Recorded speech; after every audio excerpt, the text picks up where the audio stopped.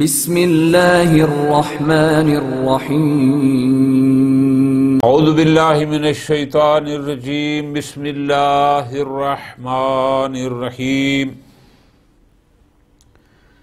وقال علیہ السلام انما المرء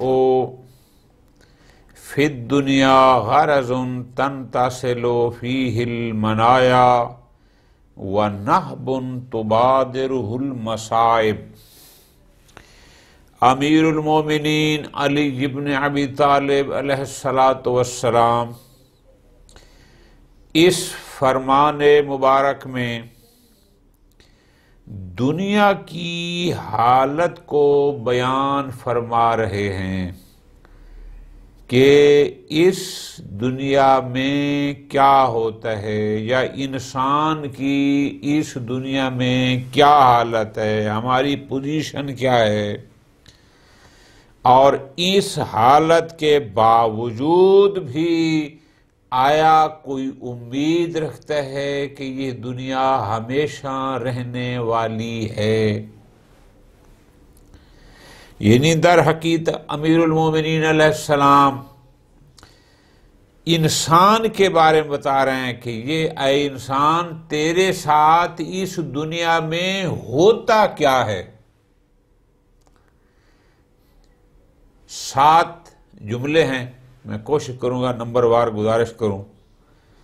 7 جملے ہیں کہ جب یہ کچھ تیرے ساتھ ہوتا ہے، یہ ہونے کے باوجود بھی تو امید لگا بیٹھتا ہے کہ یہ دنیا بقا کا گھر ہے، ہمیشہ رہنے کا گھر ہے۔ وہ کیا ہیں؟ وہ یہ ہیں انما المرء فی الدنیا غرض تنتصل فیہ المنایا ونہب تبادرہ المصائب۔ دنیا میں انسان موت کی تیر اندازی کا ہدف، مصیبت و ابتلا کی غارت گری کی جولان گاہ ہے۔ خوب، یہ مفتی صاحب کا ترجمہ ہے۔ آگے فرماتے ہیں وما کل جرعۃ شرق، ہر گھونٹ کے ساتھ اچھو ہے، وفی کل اکلۃ غصص، ہر لقمہ میں گلوگیر پھندہ ہے، لا ینال العبد نعمۃ الا بفراق اخری، جہاں بندہ ایک نعمت اس وقت تک نہیں پاتا جب تک دوسری نعمت سے جدا نہ ہو جائے، ولا يستقبل يوما من عمره الا بفراق آخر من اجله، اور اس کی عمر کا ایک دن آتا نہیں جب تک کہ ایک دن اس کی عمر سے کم نہ ہو جائے۔ خوب، یہ مفتی صاحب کا ترجمہ ہے۔ ہم اس کو اپنی ترتیب سے لیتے ہیں۔ انما المرء فی الدنیا غرض، کچھ مشکل الفاظ کے معنی۔ غرض ہدف کو کہتے ہیں کہ زمانہ قدیم میں جب لوگ تیر اندازی کرتے تھے تو جس کو ہدف بنا کر جس کی طرف تیر پھینکتے تھے، جگہ پر جا کے تیر لگتے تھے، اس کو کہتے ہیں غرض۔ دوسرا جملہ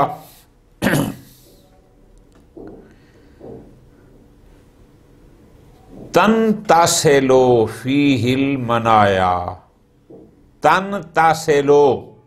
تنتصل کہتے ہیں جس کو جا کر لگتے ہیں، جہاں پہنچتے ہیں۔ منایا جمع ہے منیہ کی، اس کا مطلب ہوتا ہے موت۔ خوب، اب پہلا جملہ یہ ہے امیر کائنات کا کہ انما المرء فی الدنیا، اس دنیا میں انسان، کوئی بھی شخص، جو بھی انسان ہے، جو بھی شخص ہے، غرض، وہ تو کیا ہے؟ غرض یعنی تیر اندازی کا ہدف، یعنی مراد کیا؟ موت کا تیر کا ہدف یہ انسان ہے۔ یعنی تشبیہ دیا اس کو ٹارگٹ کے ساتھ، ہدف کے ساتھ، کہ جیسے تیر انداز تیر مارتا ہے اور ہدف پر جا کر لگتا ہے، یہ انسان بھی اس دنیا میں موت کا ہدف ہے۔ یعنی موت کو تعبیر دی گویا اس کے تیر کے ساتھ، اور یہ انسان اس موت کے، اس تیر کا، موت کا ہدف ہے۔ تمتثلو فیہ المنایا، منایا میں نے جب گزارش کی جمع ہے منیہ یعنی موت، کہ موت کے تیر جس کو جا کر لگتے ہیں، تمتثلو ثابت ہوتے ہیں۔ اس دنیا میں بندہ کیا ہے؟ موت کے تیر کا نشانہ، جہاں موت کے تیر اس کو جا کر لگتے ہیں۔ وہ موت کے تیر کیا ہوتے ہیں؟ مصیبتیں، پریشانیاں، تکلیفیں، دکھ، یہ سارے اس کو لگتے رہتے ہیں اور انجام اس کا موت ہوتا ہے۔ بس یہ پہلا جملہ، اس دنیا میں یہ تیری حالت ہے کہ انسان ہر شخص کے لیے استعمال ہوتا ہے، ہر شخص اس دنیا میں نشانہ ہے موت کا، جہاں پر موت کے تیر تمتثلو فیہ اس میں جا کر ثبت ہوتے ہیں، اس میں جا کر لگتے ہیں۔ یہ پہلی نشانی بندے کی حالت ہو گئی۔ بندہ یہ ہے دنیا میں، انسان کی یہ کیفیت ہے۔ دوسرا، نہب تبادرہ المصائب، نہب بمعنی منہوب کیا ہے؟ وہ مال جس کو لوٹا گیا ہو، یعنی ایسا مال کہ جس پر لوٹنے والے جھپٹتے ہیں، ایک سے ایک وہ کہتا ہے میں لے لوں، دوسرا کہتا ہے میں لے لوں، منہوب۔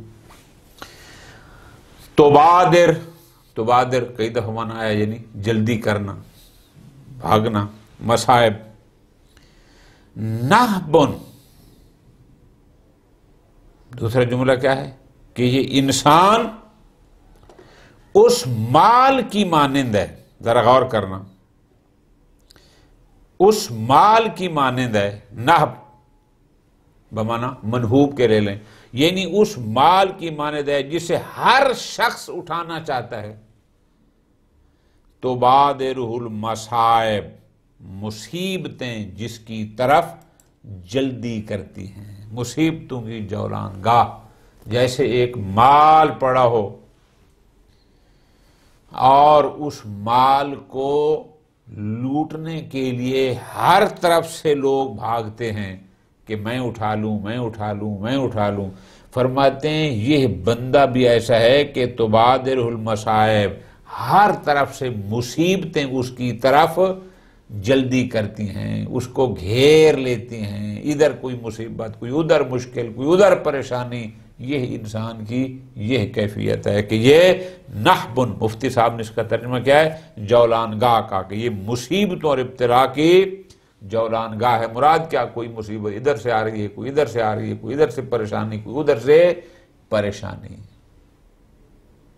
یہ ہے، دو ہو گئے۔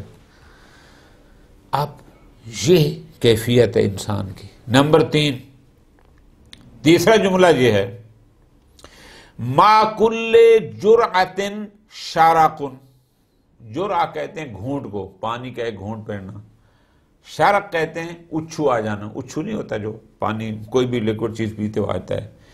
تیسری چیز کہ اس دنیا میں انسان کی کیفیت یہ ہے کہ ما کل جرعۃ، ہر گھونٹ کے ساتھ شرقن، اچھو ہے۔ کوئی پتہ نہیں پانی پی رہے ہیں، کوئی چیز پی رہے ہیں، کس لمحے کون سے گھونٹ کے ساتھ ہمیں اچھو آ جائے۔ ہم نے دیکھا ہے، ہمیں آتا ہے، دنیا میں دیکھا ہے، کتنی دفعہ بندہ مشکل کا شکار ہو جاتا ہے کہ کوئی چیز کھا یا پی رہا ہوتا ہے، اور خاص کر یہ لیکوڈ چیزوں کے ساتھ اچھو آتا ہے کہ اچھو آ جاتا ہے اور بندے کی حالت کیا ہو جاتی ہے۔ بندہ تیری پوزیشن تو یہ ہے کہ تیرے ہر گھونٹ کے ساتھ اچھو ہے۔ کیا مطلب؟ یعنی کوئی بھی جب پانی پی رہا ہے یا کوئی چیز پی رہا ہے تو کوئی پتہ نہیں کون سے گھونٹ کے ساتھ تمہیں اچھو آ جائے، اور اچھو موت کا سبب بن جاتے ہیں۔ کیفیت تو تیری یہ ہے۔ یہ تیسری چیز ہو گئی۔ نمبر 4، فی کل اکلۃ غصص، اکلا کہتے ہیں لقمے کو، ایک لقمہ، غصص یعنی یہاں گلے میں کسی چیز کا پھنس جانا، کوئی بھی چیز پھنس جاتی ہے۔ فرماتے ہیں ہر لقمے میں گلوگیر پھندہ ہے، یعنی کوئی پتہ نہیں تو روٹی کھا رہا ہے، تو چاول کھا رہا ہے، کوئی بھی چیز کھا رہا ہے، کوئی پتہ نہیں کون سا لقمہ تیرے اس گلے میں پھنس جائے اور تیری موت کا سبب بن جائے۔ یہ تیری حالت ہے، یہ تیری کیفیت ہے۔ اب یہ چوتھا جملہ آ گیا نا کہ اس دنیا میں انسان کیا ہے؟ ہر انسان موت کا ٹارگٹ ہے، ہر انسان مصیبتوں کی جولان گاہ ہے، ہر طرف سے مصیبتیں اس کو گھیر لیتی ہیں، ہر گھونٹ کے ساتھ اچھو کا خطرہ موجود ہے، ہر لقمے کے گلے میں پھنس جانے، گلوکور ہونے کا خطرہ موجود ہے۔ یہ چار چیزیں ہو گئی، یہ کیفیت ہے۔ نمبر 5، لا ینال العبد نعمتا الا بفراق اخری، جہاں بھی کسی شخص کو ایک نعمت ملتی ہے تو دوسری نعمت اس سے چھن جاتی ہے۔ کیفیت تیری یہ ہے۔ بڑی مشہور مثال اس دنیا میں، جس کے پاس مال دنیا کی نعمت زیادہ آ جاتی ہے اس کا سکون چھن جاتا ہے۔ آپ نے بھی دیکھا، ہم نے بھی دیکھا کہ جن کے پاس مال دنیا زیادہ نہیں ہوتا، ہم لوگ بڑے سکون سے 9 ساڑھے 9 بجے سو جاتے ہیں، صبح نماز کے ٹائم بڑے سکون سے اٹھ جاتے ہیں۔ جن کے پاس بہت کچھ ہوتا ہے وہ رات کو 11-12 تک بھی دفتر میں دلیل ہوتے رہتے ہیں اور پھر نیند کی گولی کھا کے سوتے ہیں کیونکہ سکون ان کو نہیں ہوتا۔ ادھر سے تو نعمت میں اضافہ ہو رہا ہے، بڑی مال دنیا مل رہی ہے، بہت مال آ رہا ہے، لیکن ادھر سے سکون کی نعمت ان سے چھن رہی ہے۔ اس کی اور بے شمار مثالیں۔ فرماتے ہیں 5ویں چیز، لا ینال العبد نعمتا، کوئی شخص، نالا جنات پانا، حاصل کرنا، یعنی کوئی بھی شخص کوئی ایسی نعمت حاصل نہیں کرتا، یعنی کیا؟ جب بھی کسی بندے کو کوئی نعمت ملتی ہے الا بفراق اخری، ادھر سے کوئی اور نعمت اس کو چھن جاتی ہے، چھوڑ جاتی ہے۔ ایک نعمت آئی، ایک گئی۔ ہر انسان کی دنیا میں یہ حالت ہے۔ 5 ہو گیا۔ نمبر 6، لا يستقبل یوما من عمرہ الا بفراق آخر من اجلہ، اس کی زندگی میں جو دن بھی آتا ہے، یعنی ہر آنے والا دن اس کی عمر سے ایک دن کو کم کر جاتا ہے۔ ہم خوش ہو جاتے ہیں آج ہم 40 سال پورے کر بیٹھے، یہ نہیں دیکھتے کہ پورے نہیں کر بیٹھے، 40 سال ہماری عمر سے کم ہو گئے ہیں۔ ہر آنے والا دن، آج ہم بیٹھے ہیں اس وقت، ایک کل آئے گا، جب کل کا دن آئے گا تو آج کا دن ہماری عمر سے کم ہو جائے گا۔ اس دنیا میں ہر انسان کی حالت کیا ہے کہ اس کو ہر آنے والا دن تب نصیب ہوتا ہے کہ جب پچھلا دن اس کی عمر سے کم ہو جاتا ہے۔ ہر آنے والا دن، یہ حالت ہے، ہر انسان کی یہ حالت ہے۔ اب یہ ترتیب سے لکھیں گے تو آپ کو لطف آئے گا۔ 6 چیزیں ہو گئیں۔ نمبر 7، امیر کائنات فرماتے ہیں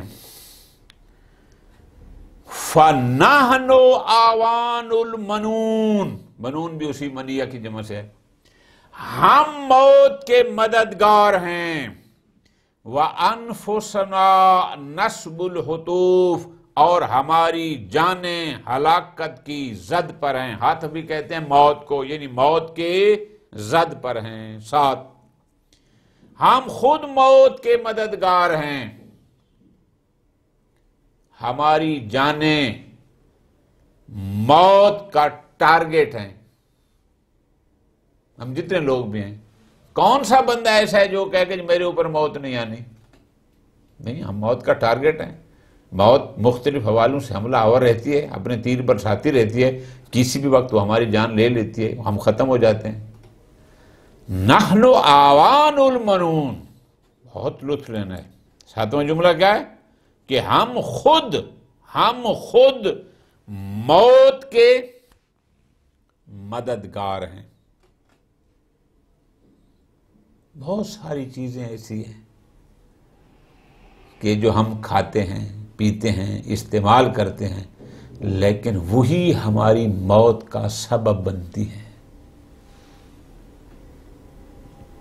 ہم موت کی زد میں، نصب یعنی اس کے ٹارگٹ پر ہیں۔ ہمارا بدن ضعیف ہے، ہم موت کے ٹارگٹ پر ہیں، ہم موت سے بچ نہیں سکتے۔ اب امیر کائنات فرماتے ہیں، ذرا غور فرمانا ہے کہ اس دنیا میں ہر انسان موت کا ہدف ہے۔ اس دنیا میں ہر انسان مصیبتوں کی جولان گاہ ہے، مرکز ہے۔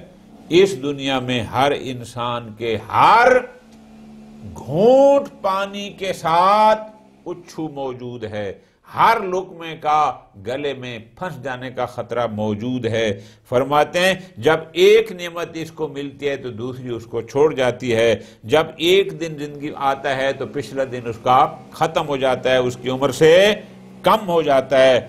آپ فرماتے ہیں ہم خود موت کے مددگار ہیں، ہم خود موت کے زد پر ہیں۔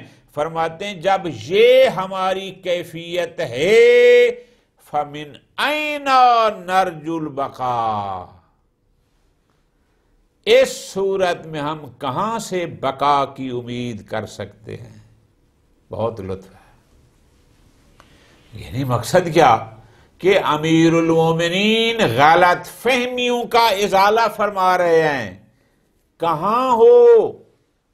اس دنیا میں بقا کی امیدیں لگائے بیٹھے ہو، تم اپنا نظام ایسے سیٹ کرتے ہو جیسا کہ بالکل آپ نے اس دنیا سے جانا ہی نہیں ہے۔ فَأَيْنَ نَرْجُو الْبَقَاءَ، کہاں سے ہم بقا کی امید لگائیں؟ جو دن گزرتا ہے ہماری عمر کا ایک دن کم ہو جاتا ہے، ایک نعمت آتی ہے ایک ہم سے چھن جاتی ہے۔ پانی پی رہے ہوتے ہیں، کوئی پتہ نہیں اسی میں اچھو آ جائے، یہی ہماری موت کا سبب بن جائے۔ کوئی چیز کھا رہے ہیں، کوئی پتہ نہیں یہی ہمارے گلے میں پھنس جائے۔ 7 چیزیں بیان فرمائی نا۔ ہر انسان کے ساتھ یہ کیفیت ہے۔ جب اس دنیا میں ہر انسان کی یہ کیفیت ہے، اس دنیا کی یہ حالت ہے، تو مولا فرماتے ہیں پھر فَأَيْنَ نَرْجُو الْبَقَاءَ، ہم کیسے یہاں پر بقا کی امید لگائیں؟ کہاں سے بقا کی امید لگائیں؟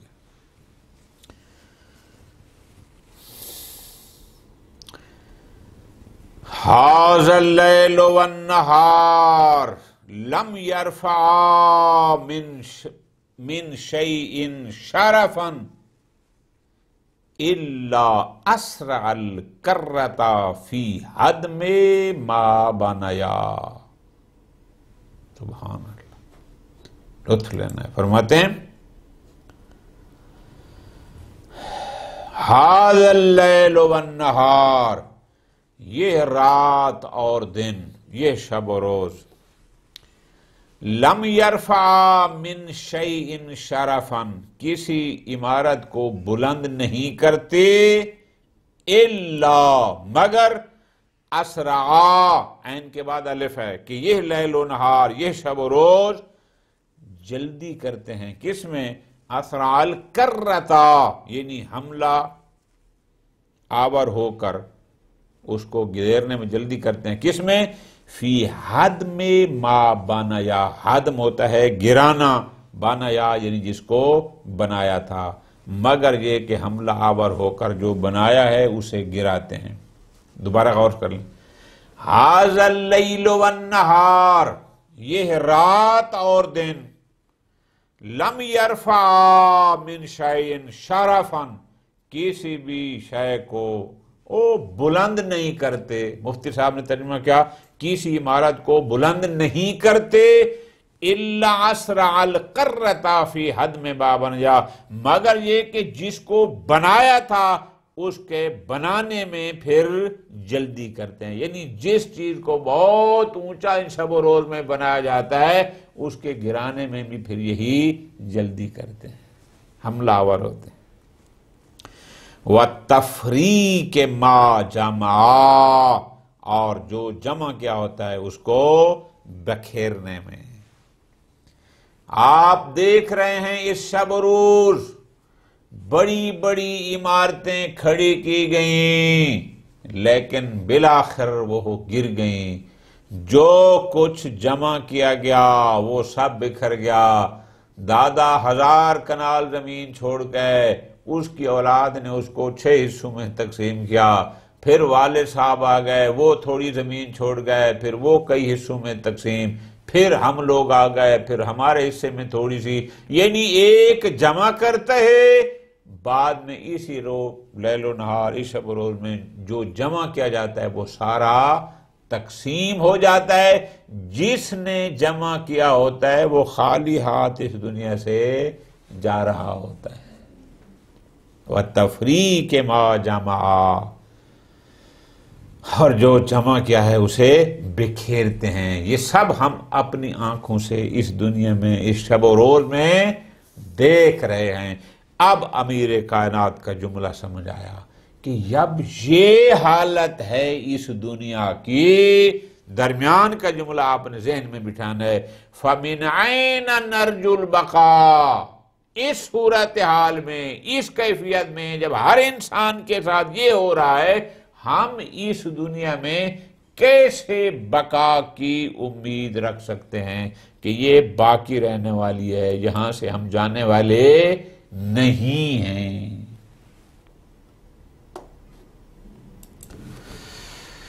اللہ اکبر. وقال علیہ السلام, امیر المومنین ارشاد فرماتے ہیں, یا ابن آدم, اے اولاد آدم. بات مسلم غیر مسلم کی نہیں ہے, بات شیعہ سنی کی نہیں ہے, بات ہر انسان کے لیے ہے. جو بھی اولاد آدم ہے, جو بھی انسان ہے, لطف لینا ہے امیر کائنات کے ان فرامین کو. پڑھنا نہیں ہے, پڑھنے سے بات نہیں بنتی, اس کو بار بار پڑھنا ہے, پھر سمجھنا ہے, اور پھر اس اینگل سے پڑھنا ہے تیسری مرتبہ چوتھی مرتبہ کہ کہیں امیر المومنین کے اس خطاب کا مخاطب میں تو نہیں ہوں. جب ہم اس زاویے سے دیکھیں گے کہ کہیں اس خطاب کا مخاطب میں تو نہیں ہوں, ہمیں تو یہی لگتا ہے کہ مولا گویا ہمیں ٹارگٹ کر کے بتا رہے ہیں کہ میں تمہیں کہہ رہا ہوں. ہر فرد اس خطاب کا مخاطب ہے. لیکن خالی ترجمہ پڑھ لینا, سن لینا, اس سے نہیں, بار بار, اور پھر اس کو دیکھنا ہے کہ کہیں میں تو اس کا مخاطب نہیں ہوں.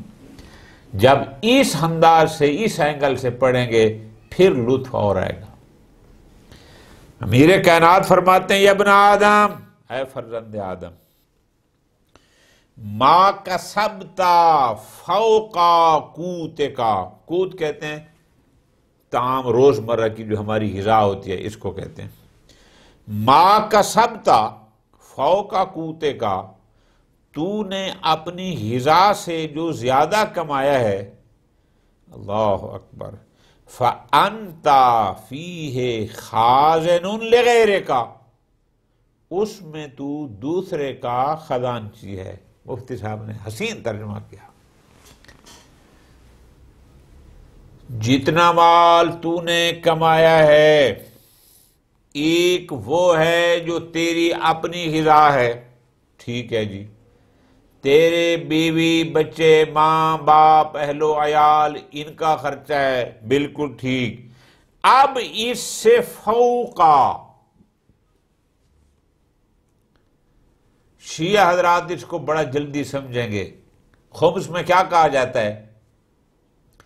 سارا سال تو نے جو کمایا ہے اس کمائی میں سے جتنا تیرا خرچ ہو گیا جائز طریقے سے وہ سارا خرچ نکالے۔ اب خرچہ نکالنے کے بعد جو تھوڑا بہت بچا ہے اس بچے ہوئے میں سے خمس نکالو۔ کیوں؟ جو خرچہ ہوتا ہے وہ ہماری قوت ہے، وہ ہماری غذا ہے، ہم نے خود کھانا پینا ہوتا ہے، لباس ہے، پڑھائی کا خرچہ ہے، بیماری خرچہ ہے، بچوں کا خرچہ ہے، بیوی خرچہ ہے، والدین کا خرچہ ہے، الی آخر۔ یہ سارے قوت کے زمرے میں آ جائیں گے۔ فرماتے ہیں جو تو نے اس سے زیادہ کمایا ہے، جو تیری اپنی غذا ہے، جو تیری اپنی ضروریات ہیں، اس کی بات نہیں ہے، وہ تو پوری کرنی ہے۔ امیر کائنات فرماتے ہیں ما کسبتا فوق قوتے کا، اپنے روزمرہ اخراجات سے زیادہ جو تو نے کمایا ہے، تیرا اپنا، تیرے بچوں کا، تیری بیوی کا، تیرے ماں باپ کا، مثلا تمہارا ماہانہ یا مثلا سالانہ تمہارا خرچ، واجب خرچ تمہارا ہے 12 لاکھ روپے، 20 لاکھ روپے، 1 کروڑ روپیہ، جو بھی ہے۔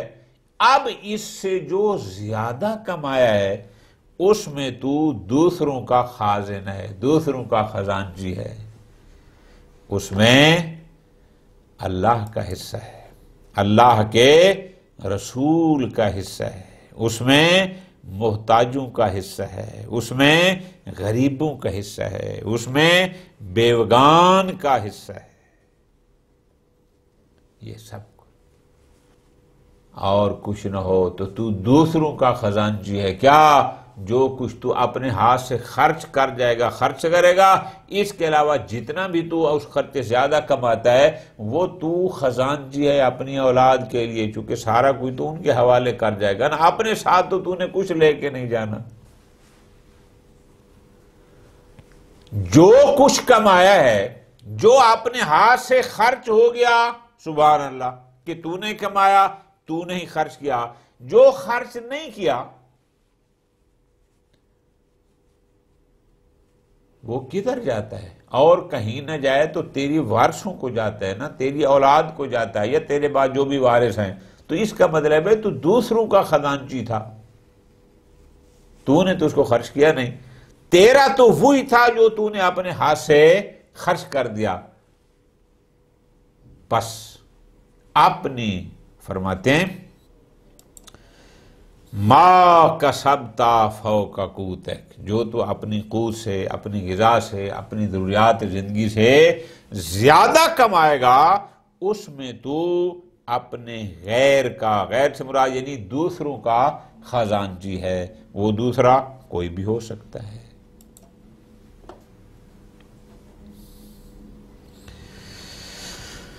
وقال علیہ السلام، امیر المومنین علیہ السلام ارشاد فرما رہے ہیں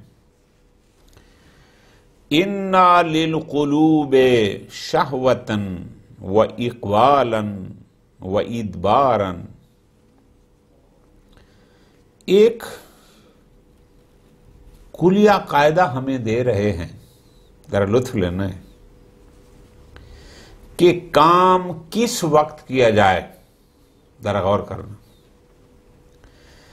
ایک دفعہ ہوتا ہے خوش دلی سے ایک کام کرنا، ایک ہوتا ہے بد دلی سے، بوجھ سمجھ کر۔ امیر کائنات اس میں نسخہ بتا رہے ہیں کہ جب کچھ کرنے کو دل چاہ رہا ہو اس وقت کرنا ہے، جب آپ کا دل و دماغ آمادہ نہ ہو کام کے لیے، جبرن نہیں، نہ خود نہ کسی اور سے کراؤ۔ آپ اچھا کام تب کریں گے کہ آپ کا دل چاہ رہا ہو کہ میں کروں، اور دوسرے سے بھی آپ اچھا کام اس وقت کرا سکتے ہیں کہ جب اس کا دل چاہ رہا ہو کہ وہ کرے۔ آپ چاہے اپنے اوپر جبر کریں، چاہے دوسرے پر جبرن کرائیں، بددلی سے کام کرائیں، وہ کام بہتر نہیں ہوتا۔ کیوں؟ اس لیے امیر کائنات فرماتے ہیں اِنَّا لِلْقُلُوبِ شَہْوَةً، دلوں کے لیے بھی رغبت ہوتی ہے، میلان ہوتا ہے، یعنی دل چاہ رہا ہوتا ہے کہ کچھ کرے۔ وَإِقْبَالًا، اقبال کہتے ہیں آگے بڑھنا، ادبار کہتے ہیں پیچھے ہٹنا، کہ جیسے ہم کبھی آگے بڑھتے ہیں کبھی پیچھے ہٹتے ہیں۔ فرماتے ہیں یہ جو دل ہیں، جو قلوب ہیں، ان میں کی بھی کیفیت یہی ہے، کبھی ان کی رغبت ہوتی ہے، یہ چاہتے ہیں، کبھی یہ آگے بڑھنے کا دل کرتا ہے، کبھی پیچھے ہٹنے کا۔ مراد کیا ہے؟ یعنی بسا اوقات دل کچھ کرنے پر آمادہ ہوتا ہے اور بسا اوقات آمادہ نہیں ہوتا۔ آپ نے سو کئی دفعہ بندے کہہ رہے ہوتے ہیں آج دل نہیں چاہ رہا تھا، چونکہ دل و دماغ اس کا تسلیم نہیں کر رہا تھا، یہ کیفیت ہوتی ہے۔ پھر کیا کیا جائے؟ فرماتے کوئی مشکل نہیں، فاتوہا من قبل شہوتہا و اقبالہا، لہذا ان دلوں سے اس وقت کام لو جب ان میں شہوت، خواہش ہو، رغبت ہو، و اقبالہا، اور ان کا میلان ہو، وہ چاہ رہے ہو۔ جب دل چاہ رہا ہو کچھ کرنے کر، اس وقت فرماتے ہیں کہ اس سے کام لینا ہے۔ جب دل کی رغبت ہو، چاہت ہو، میلان ہو، اس وقت ان دلوں سے کام لینا ہے۔ فَإِنَّ الْقَلْبَ إِذَا أُكْرِهَ، چونکہ دل کو مجبور کر کے کسی کام پر لگایا جائے، یعنی اگر آپ کا دل نہیں چاہ رہا اور آپ جبراً کرنا چاہ رہے ہیں یا کسی اور کا نہیں چاہ رہا، یعنی مراد کیا؟ جب دل کی رغبت نہیں ہے کچھ کرنے کو، اکرہا، اور ہم اس کو مجبور کرتے ہیں کہ وہ کرے، آمیا لفظی معنی ہوتا ہے اندھا ہو جانا۔ مراد کیا ہے؟ کچھ سجھائی نہیں دیتا، چونکہ اس کا دل جب چاہ ہی نہیں رہا، میرا دل نہیں کر رہا، مجھے کوئی سمجھ نہیں آتی پھر کہ میں یہ کروں نہ کروں، کیا ہے ایک فلاں کیا ہے فلاں کیا ہے۔